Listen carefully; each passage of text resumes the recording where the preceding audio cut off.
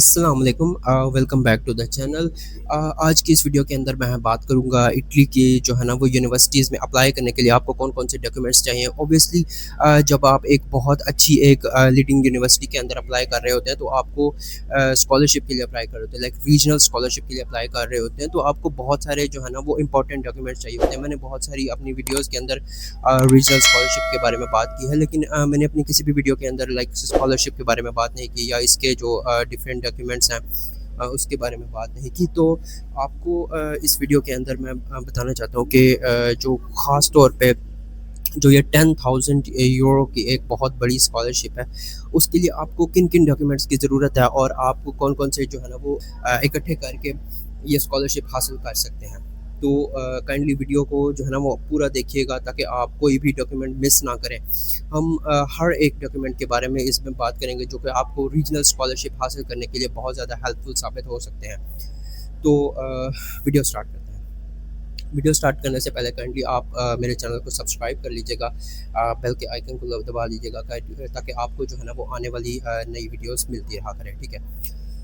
तो Italy Italy में बहुत सारी जो है ना वो स्कॉलरशिप जो है ना वो होती हैं, लेकिन सबसे जो अच्छी एक लीडिंग स्कॉलरशिप है वो है regional scholarship. Regional scholarship Pakistani students के लिए बहुत ही परफेक्ट स्कॉलरशिप है, क्योंकि पाकिस्तान और इंडिया, बांग्लादेश, नेपाल, ये जो हमारे बहुत ही छोटे कंट्रीज़ हैं, इसमें हमारे जो इनकम लेवल होता है वो बहुत कम होता है। लाइक आपको रीजनल स्कॉलरशिप हासिल करने के लिए आपकी जो टोटल इनकम चाहिए वो बहुत कम चाहिए। अगर आपके पास आपकी जो टोटल इनकम है वो बहुत कम है, then you will definitely get the regional scholarship from the Italy. तो पाकिस्तानियों के लिए तो ख़ास तौर पे ये एक परफेक्ट स्कॉलरशिप है, तो मैं इसलिए इसके ऊपर ये वीडियो बना रहा हूँ, तो काइंडली वीडियो पूरा देखिएगा। फर्स्ट ऑफ ऑल जिस डॉक्यूमेंट के बारे में हम बात करते हैं तो वो है आपका लो इनकम सर्टिफिकेट। आप अपना लो इनकम सर्टिफिकेट कहाँ से बनवा सकते हैं? लो इनकम सर्टिफिकेट आपको बनवाना है एफबीआर से, जिसमें ख़ास तौर पे आप अपनी लो इनकम जो है ना वो शो करना चाहेंगे। जिसमें लो इनकम की बात की जाए तो इटली की स्कॉलरशिप के लिए आपकी जो सालाना इनकम होनी चाहिए वो 86 लाख होनी चाहिए। ऑब्वियसली पाकिस्तान के जिस तरह के हालात हैं यहाँ पे 86 लाख बहुत ही रेयर केसेस में आता है कि लोगों की 86 लाख जो है ना वो सालाना इनकम हो। तो इतनी ये जो है ना वो आपने अपना लो इनकम सर्टिफिकेट निकलवाना है, जिसके बेस के ऊपर आप जो है ना वो स्कॉलरशिप हासिल कर सकते हैं। इसकी जो टोटल कॉस्ट होगी वो आई थिंक 1000 रुपीज़ होगी, ये आपको हासिल करना पड़ेगा एफबीआर से, ठीक है। आप उसके बाद आ जाता है कि आपने जो है ना वो अपनी लो प्रॉपर्टी सर्टिफिकेट, इसमें एक और सर्टिफिकेट होगा जिसमें आपको ये शो करना होगा कि आपकी जो प्रॉपर्टीज़ हैं वो बहुत कम है, आपके पास कोई ज़्यादा प्रॉपर्टीज़ नहीं हैं। तो वो भी शो करने के लिए आपको एफबीआर से ही अपना वो डॉक्यूमेंट लेना पड़ेगा, और ख़ास तौर पे ये डॉक्यूमेंट लेने के लिए आपको जो है ना वो अपने मुतल्लिका शहर के एफबीआर से ही लेना पड़ेगा। लाइक आप इस्लामाबाद से हैं तो आपको इस्लामाबाद से लेना पड़ेगा, लाहौर से हैं तो लाहौर से लेना पड़ेगा, अगर आप मुल्तान से हैं तो मुल्तान से लेना पड़ेगा। ऐसा नहीं हो सकता कि अगर आप जो है ना वो किसी डिफरेंट सिटी से हैं तो आप डिफरेंट जो है ना वो जगह से अपना ये सर्टिफिकेट हासिल करें। थर्ड पे जो हमारा डॉक्यूमेंट आता है वो है पासपोर्ट। आपका जो पासपोर्ट है उसकी ऑलमोस्ट 18 मंथ्स की वैलिडिटी होनी चाहिए। मैं आप लोगों को ये सजेस्ट करता जाता हूँ कि यार आप एक पासपोर्ट बनवा लें जिसकी जो है ना जो मिनिमम वैलिडिटी हो वो 10 ईयर्स तक होनी चाहिए। 10 ईयर्स की वैलिडिटी में कोई इशू नहीं है, आपको दोबारा से रिन्यू नहीं करवाना पड़ेगा। ख़ास तौर पे जो है ना वो आप एक नॉर्मल वाला पासपोर्ट बनवा लें ताकि आपको बाद में जो है ना वो ये इशू क्रिएट ना हो कि नेक्स्ट आपने कोई नया पासपोर्ट बनवाना है या आपका पासपोर्ट एक्सपायर हो गया है। तो definitely you will get the scholarship for that. Number 4 पर जो हमारा डॉक्यूमेंट आता है वो है आपकी बैंक स्टेटमेंट। आपने बैंक स्टेटमेंट अपनी जो देनी है वो बहुत ही ध्यान से, बहुत ही जो है ना वो देख के, सोच समझ के अपनी बैंक स्टेटमेंट देनी है, क्योंकि जो आपको रीजनल स्कॉलरशिप प्रोवाइड कर रहे हैं वो डेफिनेटली इसका जो है ना वो बैंक स्टेटमेंट को वेरीफाई करेंगे। आपके किसी भी चचा, मम्मा की, मामा की और किसी भी और की बैंक स्टेटमेंट को वेरीफाई कर सकते हैं। आप जिसकी भी बैंक स्टेटमेंट देना चाह रहे हैं तो वो आपने बिल्कुल परफेक्ट बैंक स्टेटमेंट देनी है, इस सारी चीज़ों को मद्देनज़र रखते हुए, ताकि वो अगर क्रॉस चेक भी करें तो आपको उसमें कोई इशू फेस ना करना पड़े, आप अपनी स्कॉलरशिप मिस ना कर सकें, आप स्कॉलरशिप लूज़ ना कर सकें किसी भी छोटी गलती की वजह से। आपने कोई भी इन सारे डॉक्यूमेंट्स को प्रिपेयर करते हुए कोई भी गलती नहीं करनी।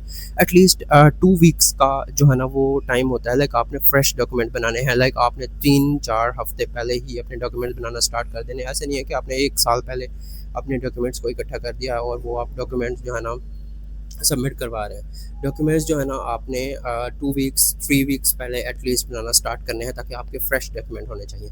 इसके बाद जो आ जाती है वो एफआरसी आ जाती है। एफआरसी की फ़ीस जो है ना वो 1000 रुपीज़ है, वो आप अपने नादरा ऑफिस से जाके हासिल कर सकते हैं। लाइक फैमिली रिलेशन सर्टिफिकेट वो आप जो है ना वो ऑनलाइन पाक आईडी के ऐप से भी हासिल कर सकते हैं। अभी रिसेंटली पाक आईडी का जो है ना वो ऐप लॉन्च किया गया है, तो आप डेफ़िनेटली वहाँ से भी हासिल कर सकते हैं।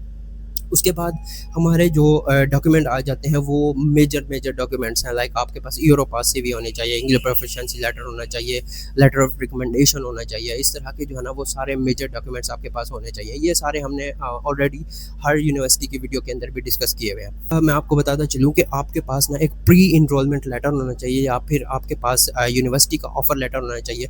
प्री इनरोलमेंट लेटर क्या होता है कि फ़र्स्ट ऑफ ऑल आपने जो है ना वो अप्लाई किया हुआ होता है एक यूनिवर्सिटी के अंदर। यूनिवर्सिटी आपको एक इनरोलमेंट लेटर भेजती है, या एक यूनिवर्सिटी आपको एक एक्सेप्टेंस लेटर भेजती है।